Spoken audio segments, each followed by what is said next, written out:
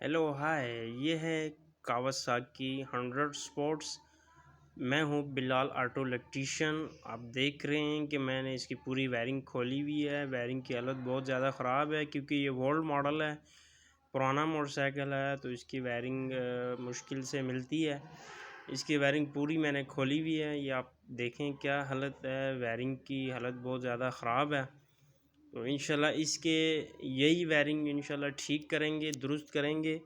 तो वायरिंग जब ठीक हो जाएगी इंशाल्लाह नेक्स्ट वीडियो में आप लोगों के साथ शेयर करूंगा। मेरे वीडियोस देखने के लिए आप लोगों का बहुत बहुत शुक्रिया। Thank you very much.